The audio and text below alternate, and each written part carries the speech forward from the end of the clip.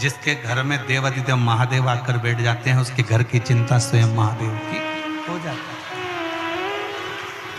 स्वयं शिव की, स्वयं करुणा सागर शंकर की, स्वयं दया सागर शिव की, स्वयं शिव उसको संभालते हैं। बस इतना नियम, इतना सा निवेदन कि शंकर पर विश्वास पूर्णता के साथ करिए।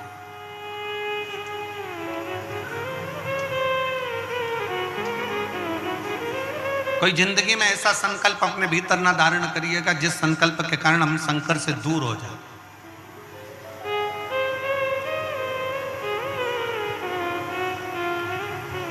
एक बहुत सुंदर प्रसंग शिव महापुराण की कथा में आता है। माता पार्वती जी एक बार बहुत सुंदर भगवान शंकर के लिए एक व्रत धारण कर लेते हैं, और बड़ा सुंदर व्रत माता पार्वती जी करती, बहुत सुंदर व्रत धारण करती। जब पार्वती जी ने व्रत किया, माता पार्वती के सारे व्रत जब पूर्ण हो गए, माता पार्वती जी के सारे व्रत जब पूर्ण हो जाते हैं और व्रत पूर्ण होने पर उद्यापन करने के लिए सनकादि ऋषियों को बुलाया जाता।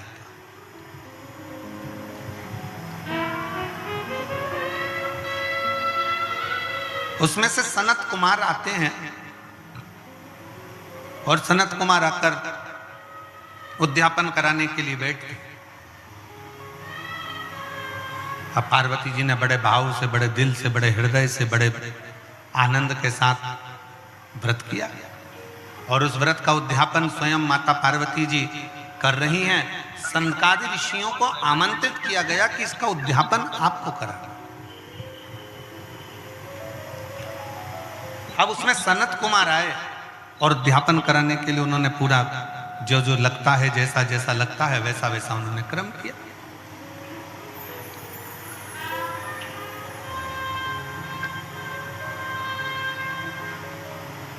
सनत कुमारों ने जैसे ही उद्यापन कराने के लिए बैठे, और सनत कुमारों ने कहा कि माता आप व्रत तो करी हो, मना नहीं है, आप उद्यापन भी कर रही हो, मना नहीं है, पर एक बात है मां, इस उद्यापन की दक्षिणा आपको देना पड़ेगा।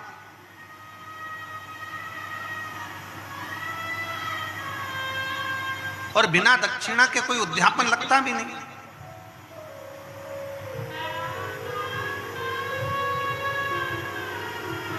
अब जैसे पशुपतिनाथ का व्रत किस किसने किया, जरा हाथ उठाओ तो जरा। सबने करा है? रखो। पशुपतिनाथ का व्रत कितने सोमवार का होता है? जम के बोलो जरा। 5। कितने दिए लगते हैं? 6 दिए। मंदिर में कितने लगते हैं? 5।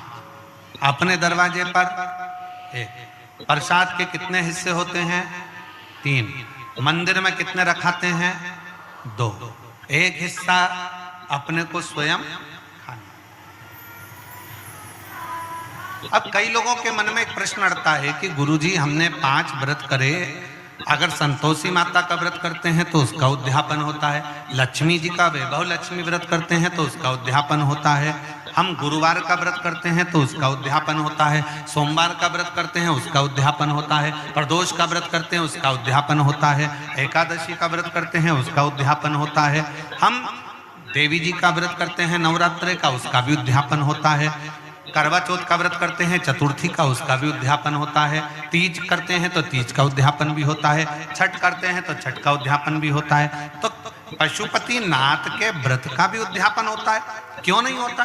जब एक व्रत आप चालू करते हो और 5वां व्रत जब आपका पूर्ण होता है, तब 5वें व्रत पर जब आप श्रीफल, भेंट और 108 चावल के दाने या बेलपत्री या फूल की पंखड़ी या कुछ भी सामग्री, मूंग आदि कुछ भी शंकर जी को जो आप समर्पित करते हो, 108 चावल के दाने, 108 पत्तियां, वो एक साथ नहीं चढ़ाए जाते। आप सबके स्मरण में रहे कि जैसे फूल की पंखड़ियां हैं तो वो एक एक कर कर देवादिदेव महादेव को समर्पित की जाती है। श्री शिवाय नमस्तुभ्यम, श्री शिवाय नमस्तुभ्यम, श्री शिवाय नमस्तुभ्यम, श्री शिवाय नमस्तुभ्यम, श्री शिवाय नमस्तुभ्यम, श्री शिवाय नमस्तुभ्यम, या नमः शिवाय, नमः शिवाय, नमः शिवाय, नमः शिवाय।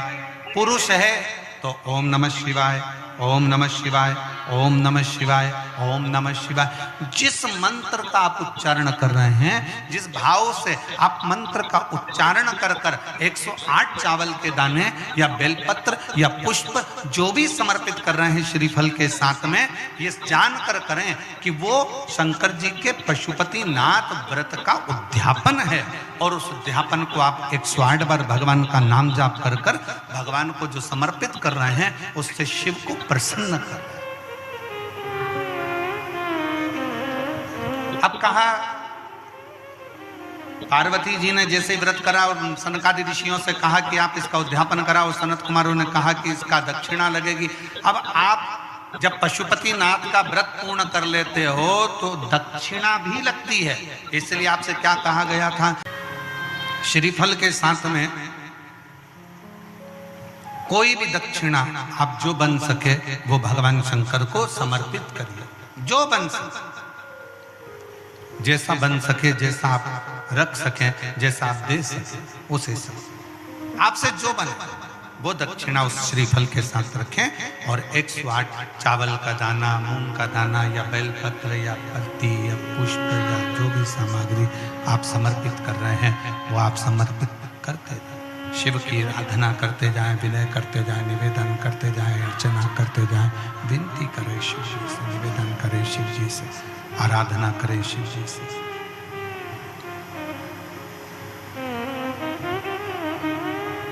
पार्वती जी ने भी वही, पार्वती जी भी व्रत को धारण करी।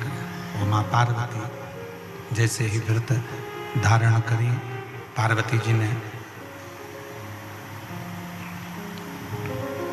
सनकादि ऋषियों में से संत कुमार को कहा कि संत कुमार आप उद्यापन कराइए, आप खुद आइए, यहाँ खड़े होकर सुनो तो सही कम से कम कि क्या आवाज आ रही है। सनत कुमार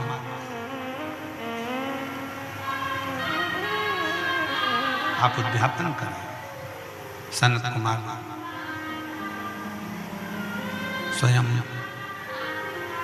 उद्यापन कराने के लिए आतुर हो गए। और जब सनत कुमार उद्यापन कराने के लिए आतुर हुए, सनत कुमार ने पूरी पीठिका बनाकर, पूरी पीठिका को रखकर उद्यापन करने के लिए आतुर हुए। और पूरी पीठिका सनत कुमार ने जमाई और सनत कुमार ने जमाकर उस पीठिका का उद्यापन करना प्रारंभ किया। और जैसे उद्यापन करना प्रारंभ किया, उद्यापन करने के लिए जैसे आतुर हुए और जैसे उद्यापन करने के लिए आतुरता उन्होंने बरपी और उद्यापन करने के लिए सामने पीठिका बनाई और कह दिया माता से, माँ इसकी दक्षिणा लगेगी, इसकी दक्षिणा आपको देना पड़ेगा, दक्षिणा देना पड़ेगा। और दक्षिणा देने के लिए जब पूछा गया कि दक्षिणा क्या दोगे माँ, आप दक्षिणा क्या दोगे, क्या दक्षिणा दी जाए, क्या दक्षिणा प्रदान करी जाए, क्या दक्षिणा हम दें। तब स्वयं उसी समय पर विचार किया गया और पार्वती जी ने स्वयं, माता पार्वती जी ने स्वयं सनत कुमारों से कहा कि आप जो मांगेंगे दक्षिणा में वो दिया जाए, जो आप मांगोगे वो दक्षिणा में दे दिया जाए। आपको क्या चाहिए, क्या प्रदान करना है, क्या देना है, आप क्या मांगेंगे मैं वो दक्षिणा में आपको दे दूं।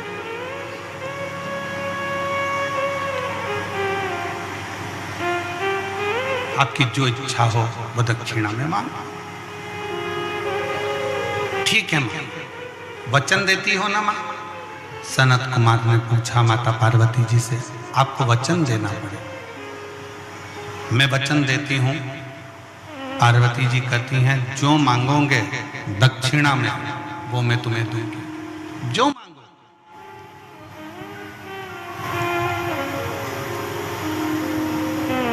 ठीक है। और मां जगत जननी जगदम्बा ने उद्यापन किया। शिव महापुराण की कथा एक बात बहुत अच्छे से कहती है, पूरे साल आप 1 लोटा जल शंकर जी को समर्पित करते हो। कितना समर्पित करते हो? जम के बोलो जरा। 1 लोटा जल। सावन में कितना लोटा जल समर्पित करते हो? जम के बोलो जरा। 2 लोटा। And the player of the match goes to Jatin Sapru. Player जो है क्रिकेट। कभी विचार किया आपने कि हमारे 1 लोटा जल जो हम पूरे साल समर्पित करते हैं, पूरे वर्ष समर्पित करते हैं, और सावन के महीने में जब हम 2 लोटा जल देवाधिदेव महादेव को समर्पित करते हैं, तो ये समर्पण का भाव क्या कहता है कि हम अपने वर्ष भर के 1 लोटा जल का भाग जो शंकर को चढ़ा रहे हैं, उसका हम उद्यापन ही कर रहे हैं।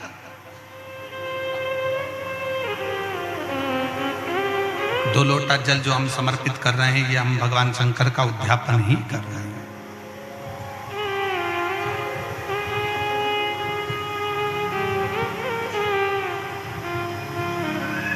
कभी कभी शिव महापुराण की कथा कहती है, कभी कभी जितने शिव भक्त बैठे हैं, बड़े सावधानी से सुनिएगा, जितने आस्था चैनल पर सुन रहे हैं, जितने फेसबुक यूट्यूब पर सुन रहे हैं, और जितने इस कोकपुर कांकेर की इस पवित्र धरा पर बैठकर सुन रहे हैं, वो भी श्रवण करें। कभी कभी बन सके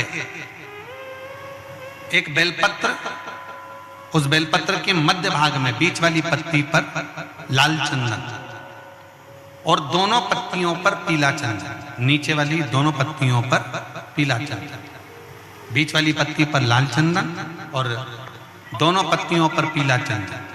और इसी बेलपत्र के साथ में जो लाल चंदन वाला जो पत्ती है, उस पर एक श्वेत पुष्प, सफेद फूल रखकर आप अपनी कामना कर कर, जब आपको जल चढ़ाते चढ़ाते 3 महीना, 4 महीना, 5 महीना, 6 महीना आपके हो जाए और बाबा देवाधिदेव महादेव को जल चढ़ाते चढ़ाते समय बीत जाए, तब बाबा से अपने दिल की बात कहने के लिए लाल चंदन, सफेद पुष्प, पीला चंदन दोनों पत्तियों पर अपने हाथ में लेकर कामना कर कर अशोक सुंदरी वाली जगह पर जब हम उसको समर्पित कर देते हैं। अशोक सुंदरी की जगह मालूम है ना आप?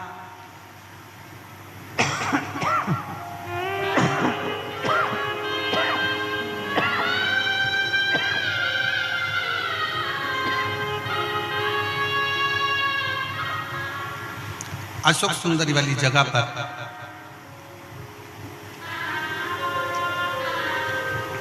ये शिवलिंग जलाधारी और उसके सामने का जो भाग है, उसके मध्य भाग में अशोक सुंदरी का स्थान। बस इसी स्थान पर बेलपत्र और श्वेत पुष्प,